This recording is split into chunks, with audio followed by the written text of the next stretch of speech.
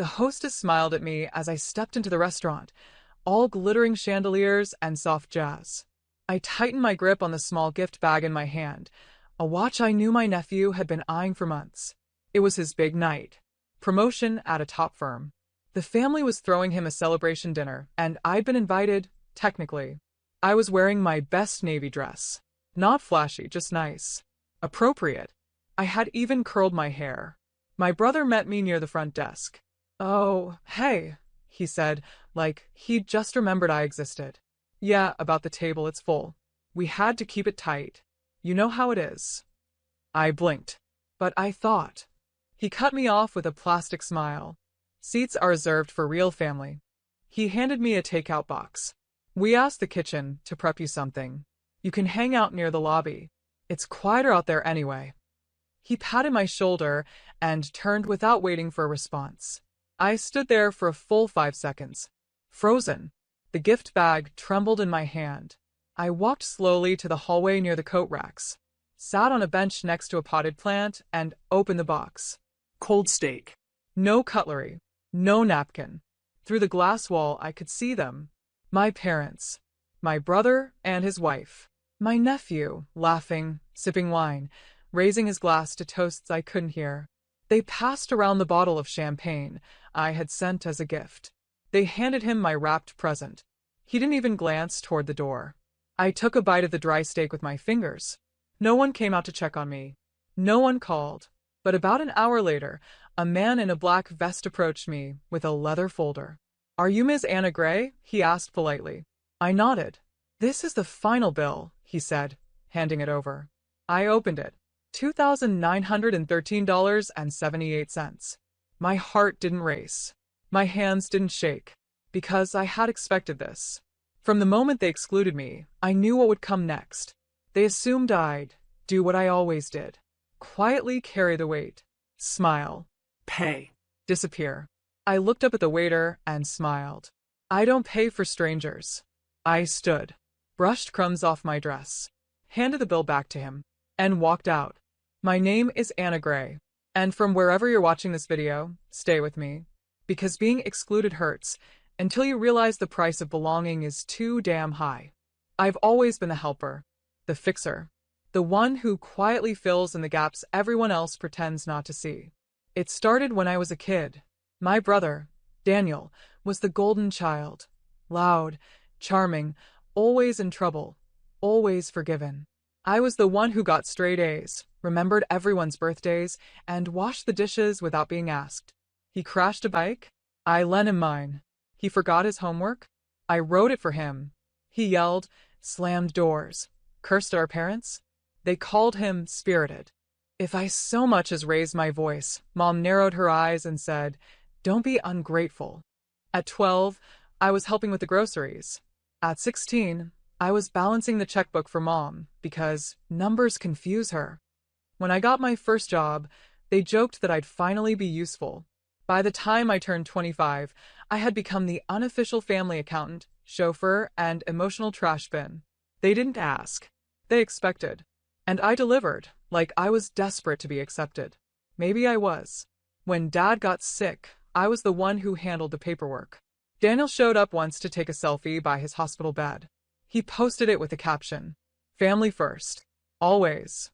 He got likes. I got bills.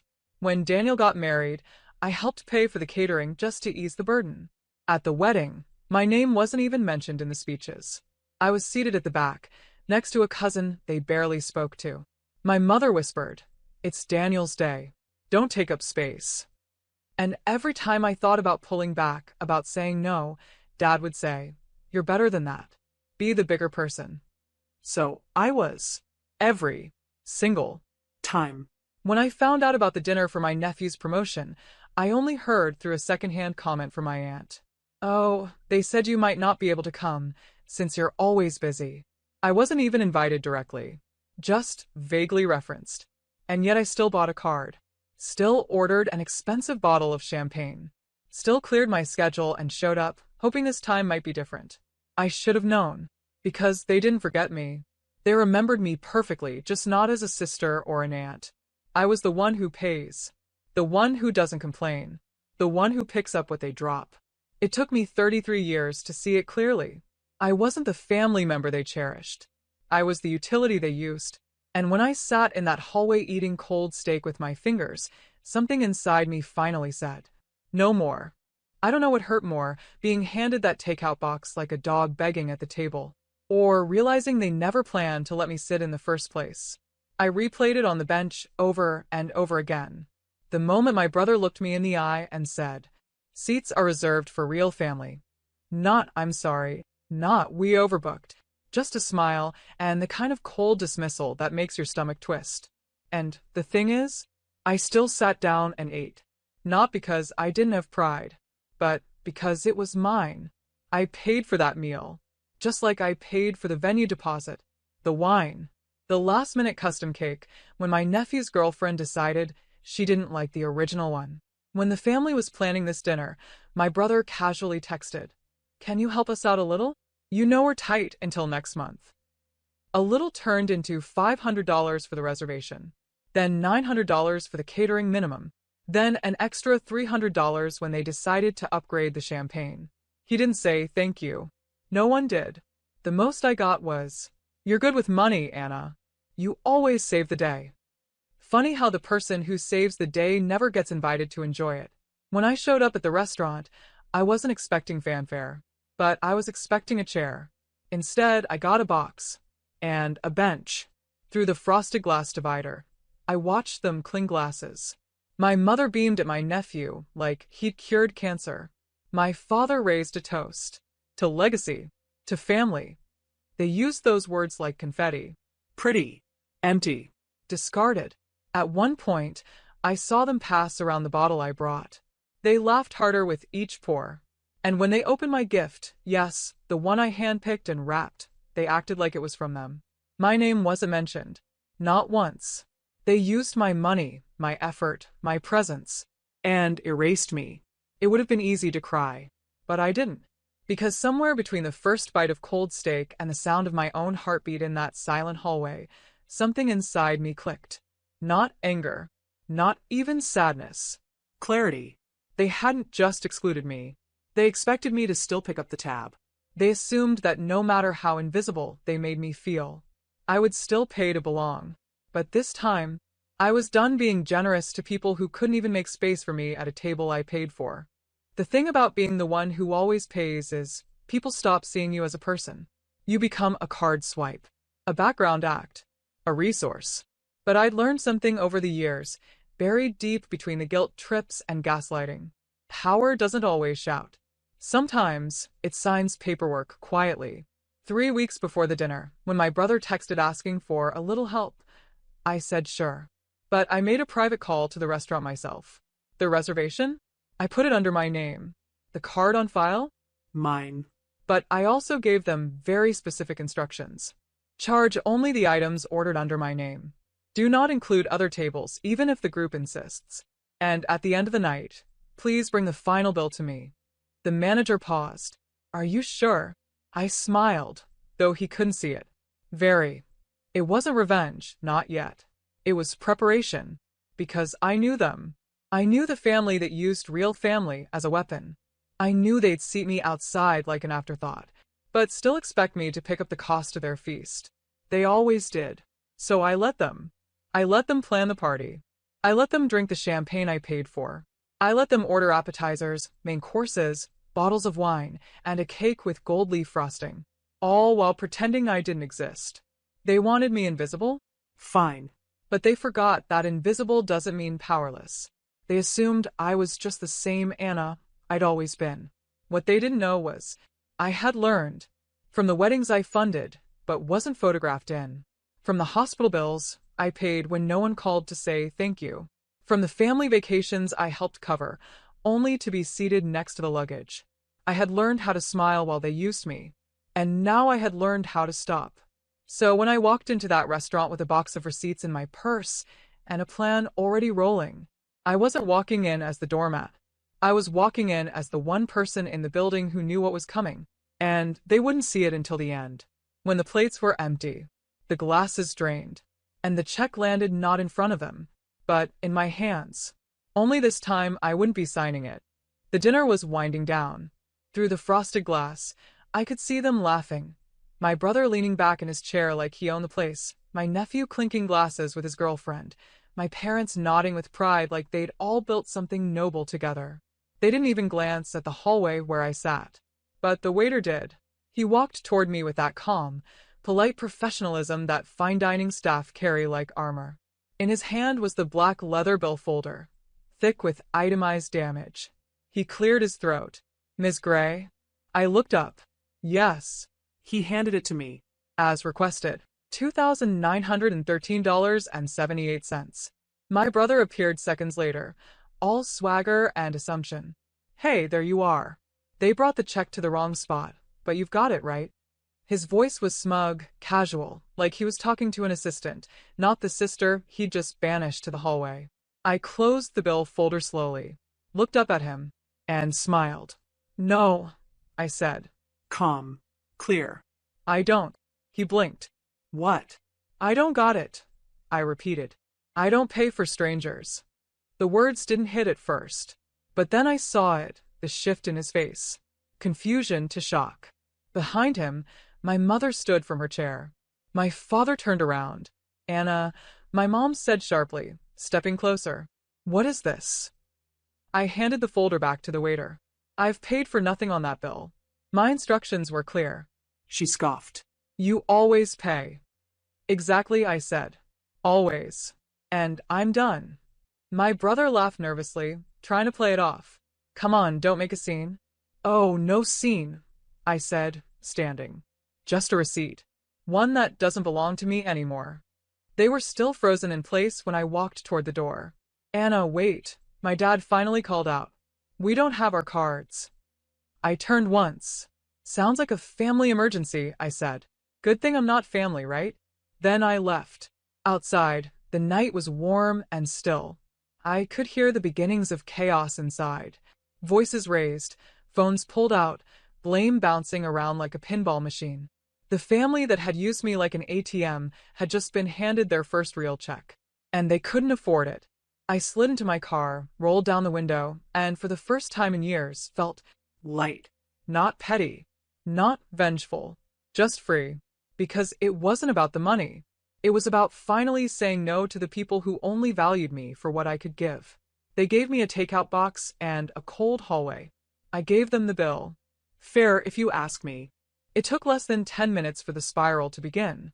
According to a cousin who messaged me the next morning, the waiter had politely returned to their table and said, "The guest of record has declined the bill. Will someone else be covering the total tonight?" There was a pause, then panic. My brother blustered first. "There must be some mistake. My sister always handles this." The waiter stood firm. She requested to be excluded from the final tab and confirmed it in writing 3 weeks ago. My mother hissed, "She's bluffing. She wouldn't humiliate us like this." But I had. And I wasn't bluffing. They all froze, realizing no one brought a wallet. Why would they? When Anna pays. My nephew's girlfriend awkwardly pulled out her phone.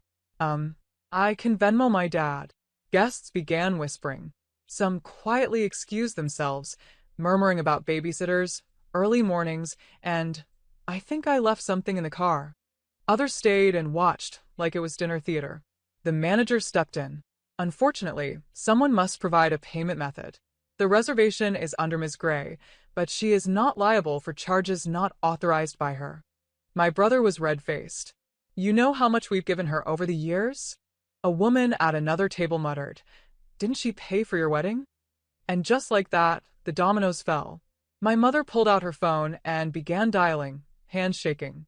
My dad just sat there, quiet as usual, looking like he was finally realizing the silence he used to escape conflict had let the foundation rot. In the end, they split the bill across 4 different cards.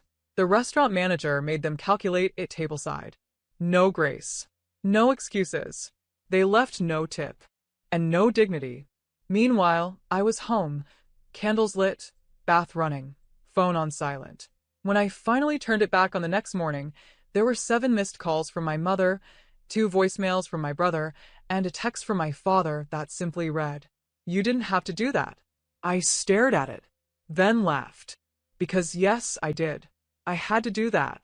Because no matter how much I paid, how much I gave, how small I made myself to fit into a space they never offered, I was never going to be seen, never going to be respected, never going to be more than the wallet in the hallway. So I stopped trying. And as they sat stewing in their own entitlement, desperate to explain what happened without admitting why, I had already moved on. They threw me out of the celebration. I handed them the cost. And for the first time in my life, I didn't feel guilty. The thing about cutting people off, especially family, is that it doesn't happen all at once. It starts in pieces. A conversation you don't return. A group chat you silently leave. An event you hear about but don't attend. After the dinner debacle, I didn't send a dramatic message. I didn't explain or defend. I simply withdrew. No more birthday cards. No more, "Can you just help us this once?" No more transfers labeled emergency from people who were never in mine. And the silence that followed? It wasn't punishment. It was peace. I paid off my credit cards. All of them. The money I would have spent on their dinners, gifts, and guilt-fueled obligations, I used it to renovate my small kitchen. I bought myself a new car, one that didn't shake every time I braked. I joined a local business group and eventually launched something that had lived in the back of my mind for years. A mentorship platform for women learning to say no. It was called Boundary Bank, protecting your energy and your earnings. Every week, I'd get emails from women who sounded just like me. Tired. Drained. Holding 100 broken relationships together with their own wallet and willpower. One woman wrote, "I've paid rent for my sister for 4 years. I can't say no. She says it's just what family does." I replied with a single sentence. Family that drains you isn't family, it's a debt. We had hundreds of sign-ups within 3 months. Apparently, I wasn't the only one who had been paying for inclusion. Then one day, I received a message from my cousin Leah. She had always been quiet at family events, but she'd seen everything. Her message simply said, "What you did. Legendary." It made me question everyone I've been letting eat off my plate. I smiled, not out of pride, but relief. I hadn't burned a bridge. I had walked off a pier they never let me stand on in the first place. And without that weight, I could finally build something real. I didn't miss the forced phone calls. I didn't miss pretending to laugh at jokes that cut too close. I didn't miss being the hero in a story where no one even knew my name. I only missed one thing. Myself. The version of me that existed before I learned to equate love with sacrifice. And now I was getting her back. One clear boundary at a time. One unpaid invoice at a time. One breath of freedom at a time. 12 months since I walked out of that restaurant. 12 months since I handed them the bill they always assumed I'd cover, literally and metaphorically. 12 months since I finally stopped trying to earn a seat at a table built on conditions. And in that time, I'd built my own. Not metaphorically. A real, wooden table. Long, handmade, smooth-edged. It sat in the center of my small but beautiful home. And one night, I invited 6 people over. Not family by blood, But by choice. Colleagues. Friends. one neighbor who once brought me soup when I had the flu and never expected anything back. We shared stories over roasted vegetables and wine. We passed plates. We listened, really listened. At some point, someone brought up that dinner. They'd heard bits and pieces through the grapevine. My cousin Leah had shared a few of the cleaner details. "What did your brother say when you walked out?" one of them asked. I laughed. Probably nothing useful. And then I said the thing I hadn't said out loud until that night. They made it clear I didn't belong. So I paid them back with nothing. There was a beat of silence. Then smiles. Not smug ones, soft, knowing ones. Because they understood. They had been there, too. Excluded. Dismissed. Expected to give more than they were ever offered. And now we were all here, sitting at a table that didn't cost us our self-worth. Later that night, after everyone had gone and the dishes were stacked neatly by the sink, I sat at the head of the table with a cup of tea and looked around. No gold-trimmed dinnerware. No champagne tower. No cold steak in a box. Just warmth. Peace. And presence. My phone buzzed on the counter. A text from an unknown number. "Mom wants to know if you'll be coming to your nephew's graduation dinner next month." She says it's time to let things go. I didn't respond. Didn't even flinch. I turned the phone face down and took another sip of tea. Because here's the truth. They never actually asked me to let things go. They asked me to go back. To the same seat in the hallway. To the same role they could abuse quietly. But I wasn't going back. I had finally learned who I was without their receipts. And I liked her. The one who didn't pay for validation. The one who said no without guilt. The one who sat at a table surrounded by real love, earned, mutual, and free. Because in the end, they reserved seats for real family. So I built a new table and invited only the ones who saw me as I am, not what I could give. Turns out the best seat at the table is the one I gave myself.